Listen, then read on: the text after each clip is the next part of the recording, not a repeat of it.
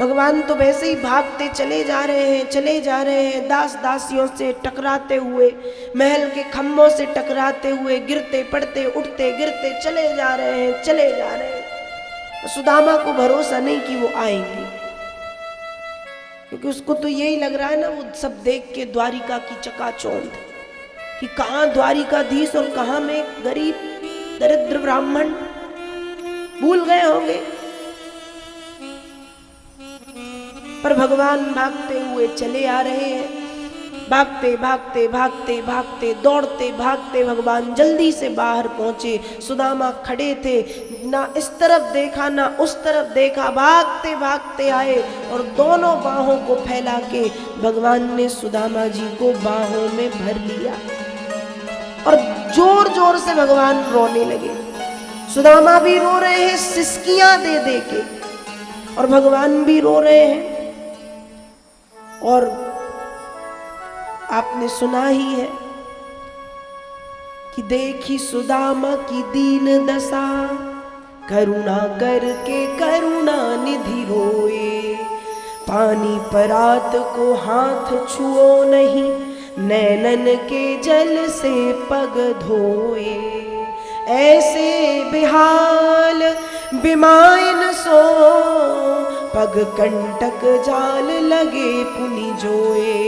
हाय महादुख पायो सखा, तुम आए इतना किते दिन खोए।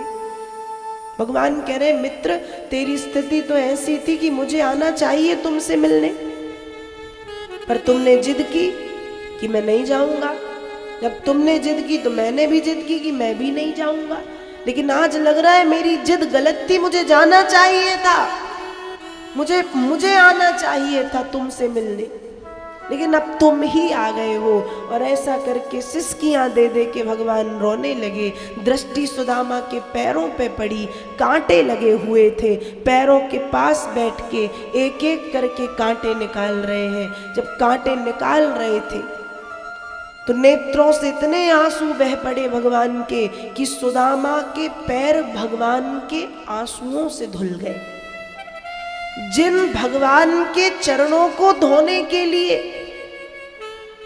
न जाने कितने बड़े बड़े देवी देवता तरसते, और देवी देवता तो बहुत छोटी बात है, जिन भगवान के चरणों को धोने के लिए स्वयं उमापति महादेव लालायित रहते, स्वयं भगवान शंकर तरसते हैं, उन भगवान ने अपने आंखों के आंसुओं से सुदामा जी के चरणों को धोया है, चरण पखारे।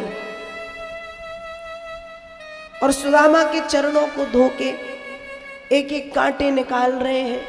सुदामा कह रहे हैं आप ये क्या कर रहे हैं? आपकी प्रजा, आपके दास दासी सेवक रानियां क्या सोच रही होंगी? भगवान ने कहा तुम चुपचाप रहो, यही सोच रही होंगी कि आज एक मित्र अपने मित्र के प्रेम में पागल हो गया है। सुदामा, तेरा मित्र धनवान अवश्य है, लेकिन तेरे मित्र का विवेक भ्रष्ट नहीं हुआ। तेरा मित्र धर्म का पालन करना भली भांति जानता है, इसलिए मैं जो कर रहा हूं चुपचाप कराते रहो। और भगवान खड़े हुए, फिर हाथ पकड़ा सुदामा जी का, महल के भीतर ले गए। तो भगवती रुक्मणी के साथ मिलकर के भगवान ने सुदामा जी का खूब पूजन किया, स्वागत किया। फिर स्नान इत्यादि करा के भोजन प्रसादी पवा के सुंदर वस्त्र पहनाए, शयन कक्ष में लेकर के सुलाने लगे और हाथ पैर दबाते दबाते बचपन के दिनों की कुछ यादें ताजा की और पूछने लगे कि तुमने विवाह किया? हाँ बिल्कुल किया, मेरी पत्नी का नाम सुशीला है, मेरे 2 बच्चे हैं। भगवान ने कहा अच्छा, जब भाभी इतनी अच्छी है तो बताओ क्या भेजा मेरे लिए? सुदामा कहते कन्हैया तुमको लगता है मेरी स्थिति देख के कि मैं कुछ ला सकता हूं? भगवान ने कहा मैंने तुमसे हीरे मोती तो मांगे नहीं, प्रेम से मित्र के लिए क्या लाए हो? और मैं ये नहीं कह रहा कि तुम क्या लाए हो, मुझे ये बताओ मेरी भाभी ने मेरे लिए क्या भेजा है।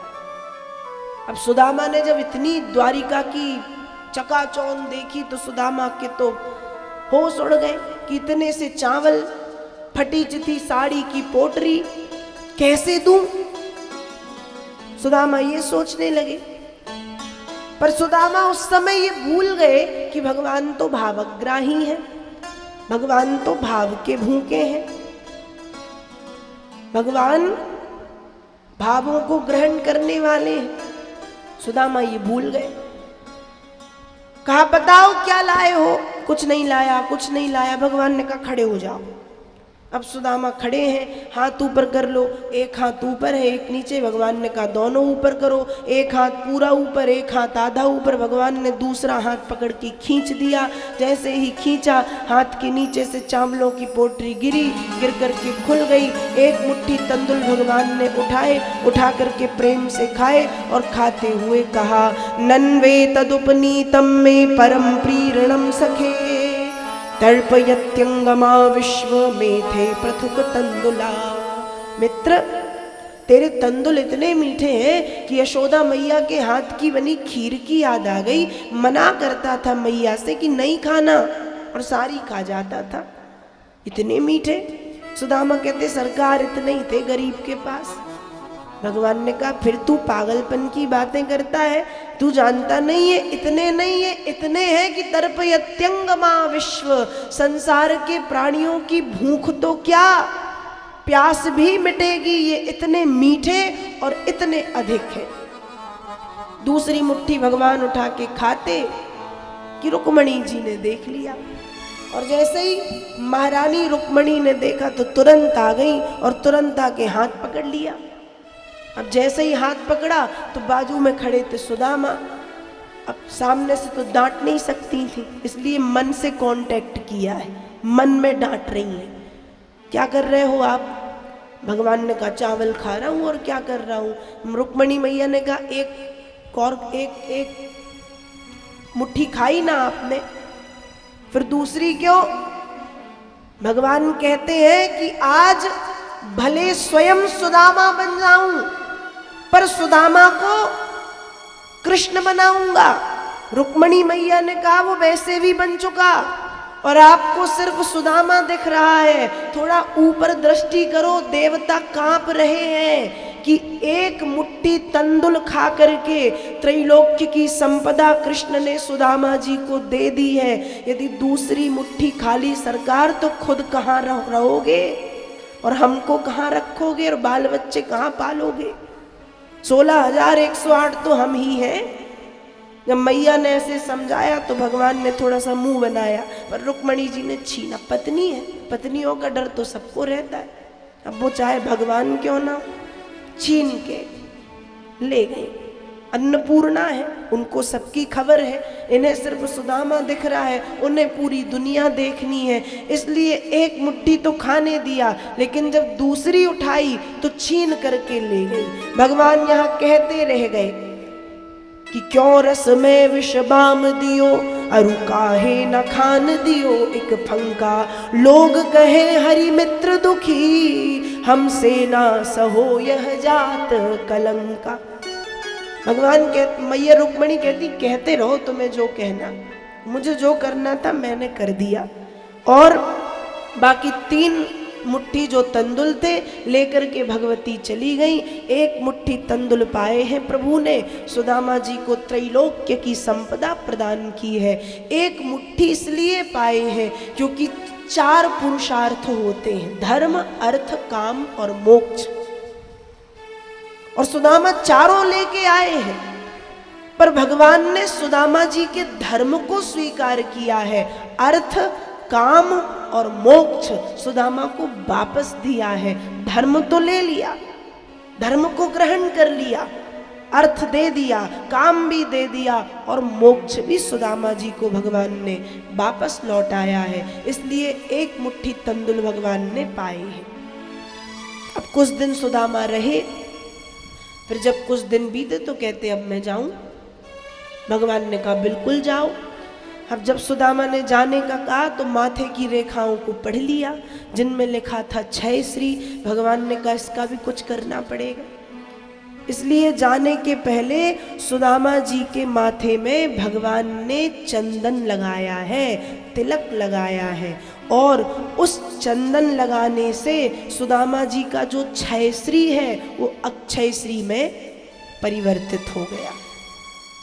और फिर सुदामा जी निकले हैं, सोचते विचारते चले जा रहे हैं। अब जब अपने गांव पहुंचे तो जहां झोपड़ी थी वहां महल बना है।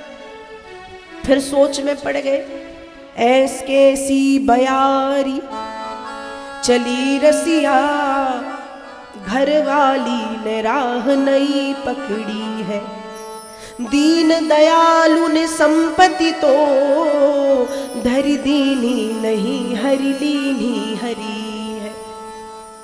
सुदामा कहते, वाह प्रभु, कैसी हवा चलाई, मुझे भेज दिया द्वारिका और मेरी पत्नी भाग गई मुझे छोड़ के। इतनी दुखी थी, भागना ही था।